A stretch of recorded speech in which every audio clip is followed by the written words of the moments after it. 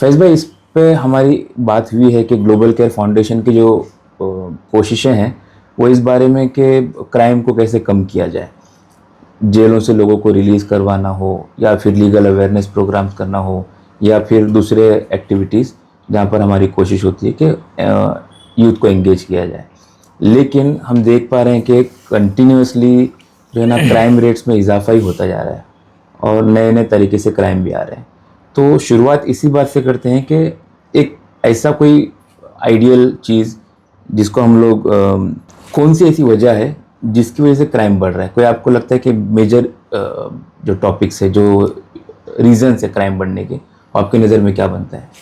बिस्मिल्लाहिर्रहमानिर्रहीम, अल्हम्दुलिल्लाहि रब्बिल आलमीन वस्सलातु वस्सलामु अला रसूलिहिल करीम, अम्मा बाद।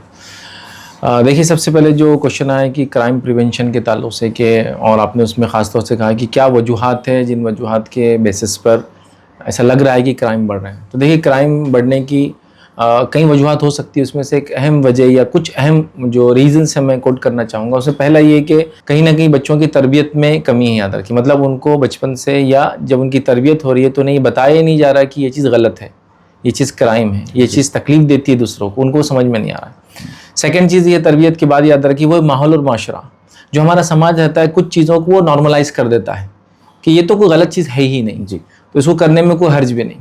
तो ये एक दूसरी चीज़ है। थर्ड चीज़ याद रखिए जो बहुत मोस्ट इन्फ्लुएंशियल चीज़ है जिससे ज़्यादातर यूथ क्राइम या उसको बुराई नहीं समझते, वो हमारी मीडिया और फिल्म से याद रखिए। क्योंकि फिल्म में क्राइम को और गुनाहों को इस तरह से बताया जा रहा है कि वो लिविंग स्टाइल है, वो लाइफ स्टाइल है जी, वो जीने का तरीक़ा है। एक ज़माने तक जब ऐसी फिल्में आती थी तो उसमें होता ये था कि जो विलेन होता था गुंडा होता था इलाके का, वो काफ़ी बुराइयां करता था, जैसा कि वो नशा कर रहा है, औरतों को छेड़ रहा है, फलां फलां। अब हालत ये है कि वो गुंडा तो कम गुंडा है, वो हीरो को उन्होंने वो सारे रोल दे दी। मतलब हमारा हीरो कोई चीज़ सूंघे बगैर, लगाए बगैर वो चल नहीं पा रहा है, शराब की बोतल उसके मुंह पे लगी है और वो अब हीरो है।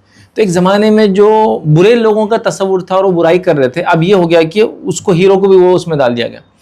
और फिल्मों ने क्या किया, एक लॉलेस सोसाइटी का एक प्रेजेंटेशन दिया कि मतलब मैं हीरो हूँ और अगर मेरी माँ को किसी ने कुछ कर दिया तो मैं कितनी भी गाड़ियाँ उड़ा सकता हूँ, कितने भी घर उड़ा सकता हूँ, कितनी भी ट्रेनें उड़ा सकता हूँ, कितनी बसें उड़ा सकता हूँ, किसी को भी नुकसान हुआ। तो एक समझ ना, तो तरबियत है, माहौल है, फिल्में हैं और या फिर जो चीज़ इंसान देखता है विजुअल्स है, सोशल मीडिया का इन्फ्लुएंस है, और भी कई वजूहात हो सकती है। सोहबत बोल सकते हैं आप एक आम ज़बान में, जो जिस कम्युनिटी में बच्चा रह रहा है तो उसके जो कंपेनियन, दोस्त, अहबाब कौन है, ये कुछ चीज़ें याद रखें हम, जिससे एक इंसान क्राइम की तरफ बढ़ जाता है।